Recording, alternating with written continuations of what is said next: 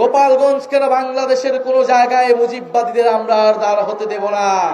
প্রিয় শেরপুরবাসী, দেশ গড়তে জুলাই পদযাত্রায় নেমেছে জাতীয় নাগরিক পার্টি।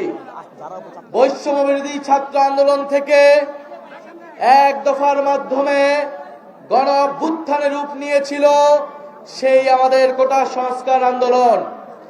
কোটা সংস্কার আন্দোলন থেকে গণ অভ্যুত্থান, যার মাধ্যমে স্বৈরাচারী শেখ হাসিনা দেশ থেকে দিল্লিতে পালিয়েছিল। সেই দিল্লিতে শেখ হাসিনা বসে রয়েছে, আওয়ামী লীগের হাজারো সন্ত্রাসীকে দিল্লি আশ্রয় দিয়েছে। কিন্তু এই সীমান্তে, এই শেরপুরের সীমান্তে থেকে প্রতিনিয়ত পুশিন করে বাংলাদেশে জনগণকে ঢুকানোর চেষ্টা করা হচ্ছে। আমরা এই পুশিনের বিরোধিতা করেছি। আমরা ভারত সরকারকে স্পষ্টভাবে বলেছি যে সীমান্তে কোনো হত্যাকাণ্ড আমরা মেনে নেব না, সীমান্তে কোনো পুশিন আমরা মেনে নেব না। প্রিয় সংগ্রামী বন্ধুগণ, আমরা এও বলেছি পুশিন করতে হলে আওয়ামী লীগের সন্ত্রাসীদের পুশিন করুন, শেখ হাসিনাকে পুশিন করুন। আমরা বিচারের মাধ্যমে শেখ হাসিনা সহ আওয়ামী লীগকে কাঠগড়ায় দাঁড়া করাবো।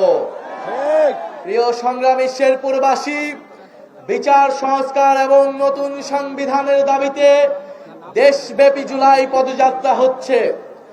জুলাই গণ অভ্যুত্থানের 1 বছরের মধ্যেও আমরা এখনো দৃশ্যমান বিচার দেখিনি। আওয়ামী লীগের দোসররা বিভিন্ন জায়গায় রয়ে গিয়েছে, প্রশাসনে ঘাটতি মেরে বসিয়ে রয়েছে। আমরা গোপালগঞ্জে দেখেছি কিভাবে আওয়ামী সন্ত্রাসীরা ছবল মেরে উঠতে চেয়েছিল, কিন্তু আমরা স্পষ্টভাবেই বলেছি গোপালগঞ্জ কেন বাংলাদেশের কোন জায়গায় মুজিববাদীদের আমরা আর দাঁড় হতে দেব না। যারা এখনো প্রশাসনে, পুলিশে আওয়ামী লীগের দোসর হিসেবে কাজ করছে, আওয়ামী লীগের সন্ত্রাসীদের, আওয়ামী লীগের এমপিদেরকে প্রশ্রয় দিচ্ছে, তাদের বিরুদ্ধে দুর্বার আন্দোলন গড়ে তুলতে হবে। প্রিয় সংগ্রামী শেরপুরবাসী, আমরা জানি এই শেরপুর জীববৈচিত্র্যময় এলাকা। এই শেরপুর প্রতি বছর বন্যায়, পাহাড়ি ঢলে বন্যার কারণে শেরপুরের মানুষ দুঃখ দুর্দশাগ্রস্ত হয়।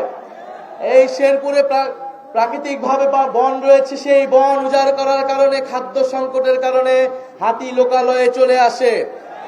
প্রতি বছর হাতির পদদলিত হয়ে বিভিন্ন মানুষ মারা যাচ্ছে। আমাদের শেরপুরে হাসপাতাল থাকলেও চিকিৎসা সেবা নাই, ডক্টর নাই। আমাদের এখানের শিক্ষা ব্যবস্থা পর্যাপ্ত নয়, তরুণদের জন্য কর্মসংস্থান নাই। শেখ হাসিনা বাংলাদেশকে বিগত আমলে, আপনারা হয়তো শেখ হাসিনা 30 বছর এই শেরপুর শাসন করেছে আওয়ামী লীগ, কিন্তু শেরপুর প্রকৃত উন্নয়ন পায় নাই। উন্নয়ন পেয়েছে শুধুমাত্র সেই আওয়ামী দোসরেরা, সেই আওয়ামী সন্ত্রাসীরা, যারা দেশের টাকা লুট করে এখন বিদেশে পলাতক অবস্থায় আছে।